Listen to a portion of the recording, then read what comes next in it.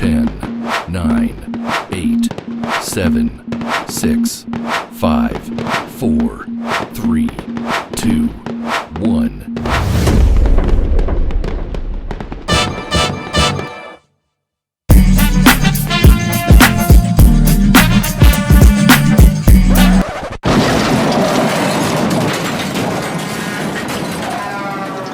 No. We're not doing that again. We're not doing that for 2024. Was it just me, or did 2024 absolutely suck? It was a bad year across the board. Not a lot of good stuff happened. Does good stuff happen anymore? 2024, it's over and you survived. I know it got dark. It got really dark many times throughout the year. For you and for me, but it's over. And now it's time to look back. It's time to look back on this terrible year. I made a lot of goals in 2023. I made a lot of goals and I had a lot of hopes for 2024. I did some of them. I did make a lot more content. I've made the most YouTube videos, TikToks, Instagram Reels. I've increased my follower count on TikTok, Instagram. I'm on the come up. I'm doing better than I was this time last year. But enough about me. Let's talk about my favorite things from this year.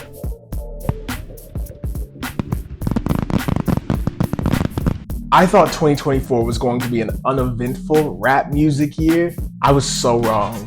The Kendrick Lamar Drake beef, we all knew it had been simmering for years. We'd all knew that there had been some real disdain between the two of them, that they really didn't like each other. Me personally, I'd always thought it's never going to happen. They're never going to go directly for each other very blatantly. It's never going to happen in real life. And then, like that happens. And you know, for years, we have been hyping up Kendrick's rap. We have been just waiting for the day Kendrick would get in a beef with another rapper. Kendrick would go directly at another rapper's neck. We've been waiting for this day for literal years.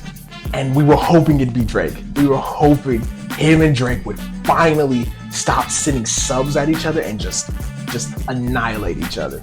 And for all these years, I've always thought a beef between Drake and Kendrick would not at all meet expectations. It would not be that good. It would not be that heated. They don't hate each other as much as we think they do. It's more of a friendly rivalry. It's not exactly, enemy versus enemy. It's more like peer versus peer. They don't hate each other. That's what I thought for most of my life.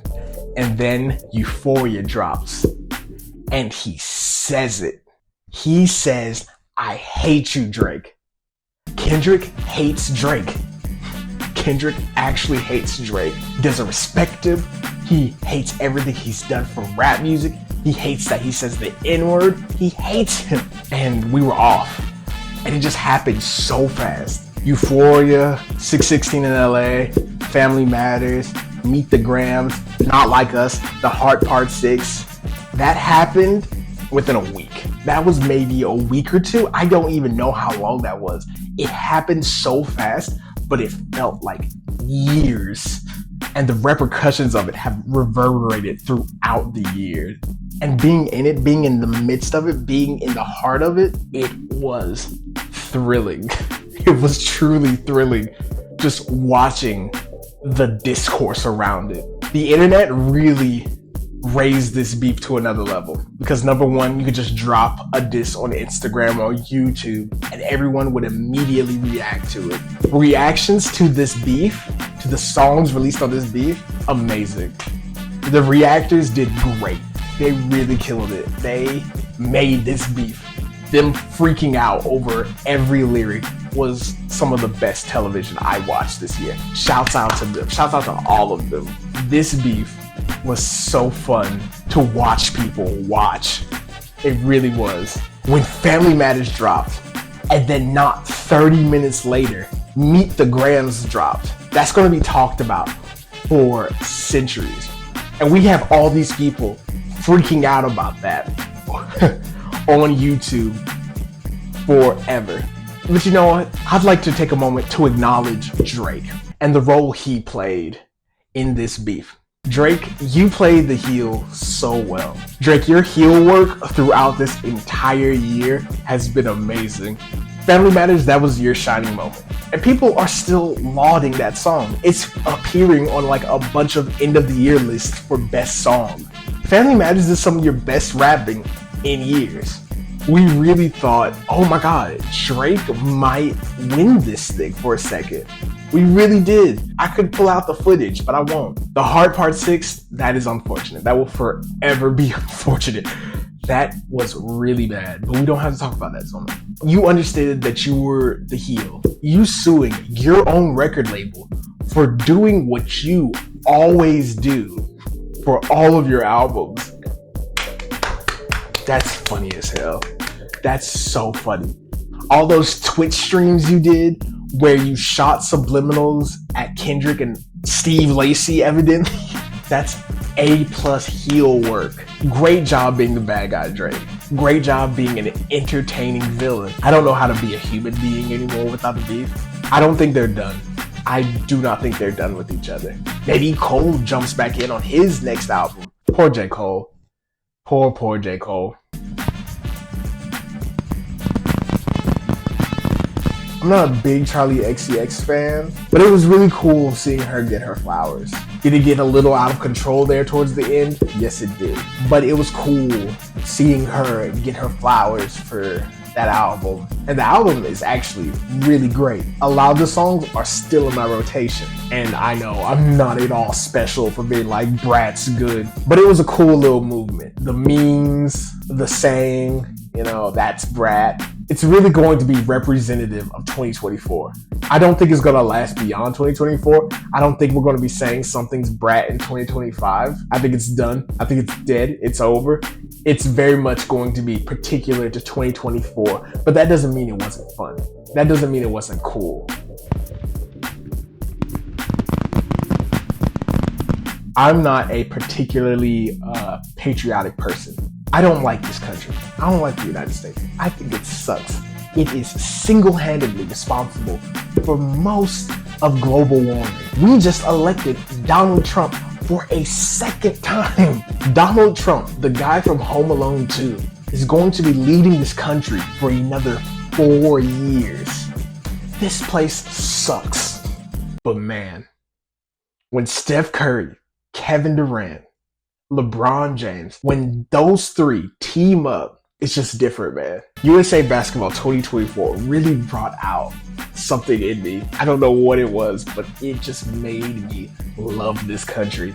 That was the best basketball I've ever seen in my life. I wasn't even a thought for the Dream Team. It was 1992. That year doesn't exist to me. I don't know what happened that year, but I wasn't there. Redeem Team, it was cool. I was still very young. I didn't really appreciate it. I was 10 years old. I had no idea what was happening. I thought I did, but I really didn't. But this team, it was just so fun to see it live. You really felt like you were watching something special. It really felt so amazing. Those three coming together, Steph Curry, Kevin Durant, LeBron, those three coming together and showing the rest of the world that yes, y'all got Giannis. Yes, y'all got Luka Doncic. Yes, y'all got Nikola Jokic. Yes, Victor Wembanyama is going to be the best player in the NBA for maybe the next decade. But right now, in 2024, the United States is still on top when it comes to basketball. The United States still runs shit.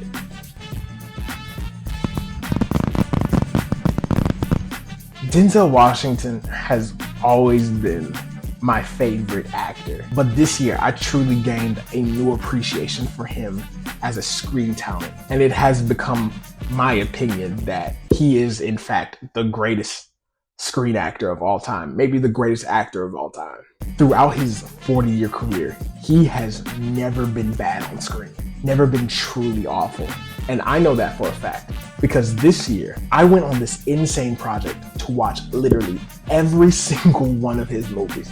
In one movie, he does a British accent. He wasn't bad in that movie. The accent was terrible, but he was still entertaining. And the movie is not that bad. He's never been bad. And he proved that again this year with Gladiator 2. Gladiator 2 is not a good movie. It's unevenly paced. It's got too many plots, too many storylines. The CGI is but Denzel, amazing. Denzel is so good in that movie. He's having so much fun. Maybe to the detriment of the rest of the movie, but who cares? Denzel's having a good time. He might get nominated for an Oscar. He's probably going to get nominated for an Oscar. He's that good in that Middington McMid movie. And the press tour he's been on, gems, top to bottom. Him talking about robbing people outside of Stanley Kubrick movies, A+. That's a movie star. And I'm gonna miss him when he retires. I'm gonna miss him. I wanna make a movie with him. Don't retire, Denzel. Please, give me a chance. Doechii had a massive year. It really was her coming out party, and it's not even done yet. Alligator Bites Never Heal really made me a fan, made me buy stock, because that is an album with real vision. It's a mixtape with real vision, and I wanted to review it, but I'm lazy. The promotional run she's been on, doing Colbert, Tiny Desk, and this video that's about to come out has made me even more of a fan, because she really has an amazing aesthetic. She has an amazing aesthetic taste. She has a style that is truly next level and particular to her. She's truly come into her own as an artist, and this year was her coming out party, but she's not even done yet. Alligator Bites Never Heal was just a mixtape. She's got an album coming out in 2025, and I'm really looking forward to it. Dune 2 wasn't my favorite movie of the year. My favorite movie of the year was Sing Sing. Go and watch Sing Sing right now. I don't care how you watch it, just watch it. Sing Sing was my favorite movie of the year. It made me cry 4 times. You want to see real acting, you want to see real character, you want to see real emotion, you want to feel real emotion, watch Sing Sing. Anyway, Dune 2. Dune 2 wasn't my favorite movie of the year, but the scale of it, the scope of it, and landing the plane so well on that book, that weird book, that seemingly impossible book to adapt, that people have been failing for years to get right. For him to knock it out of the park like that really is an achievement that I think is underrated. The fact that Denis did such a good job of directing it, of holding it together, and casting it, I mean, that cast is amazing, top to bottom. We're gonna look back at the cast of that movie and say, oh, that's the next 20 years in Hollywood. Everyone in that movie has ruled Hollywood for the past 20 years. For him to put that cast together and none of them be below par. Even Austin Butler. I love Austin Butler in that movie. He's hilarious. I never liked him more than I liked him in that movie. And Denis saw that in him, that he was a little freaky in that, that he could pull that off. That's a testament to Denis. And I'm looking forward to part 3. The book is weird. The book is really weird. And I trust Denis. I trust Denis with my life. He's going to do a good job. Once we see Dune part 3, we're going to say, oh, we shouldn't even question it. It was going to be good. It's going to be so good. And I think that's what's going to get Denis his Oscar. So 2025 is going to be a very important year for Khalil. Very important. So important. High stakes. A lot is riding on this next year. I'm going to be doing a lot. And I'm scared. I'm very scared. I'm not going to front like I'm not. I have a lot of goals. I have a lot of things I need to do. It's going to be a big year. Really big. So important. I don't want to say too much. I don't want to spoil anything, but it's going to be huge.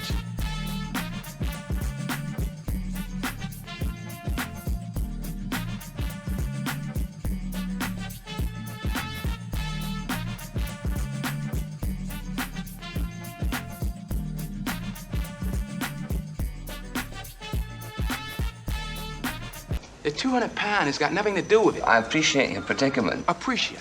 You don't appreciate nothing. Where were you when the bullets started flying, eh? hiding behind your desk, shitting yourself like the rest of your kind. Well, I was out there, in the cold, in the dark, in the shit.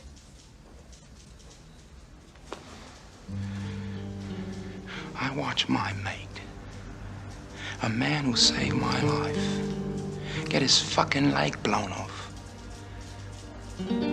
Appreciate it. Don't make me laugh.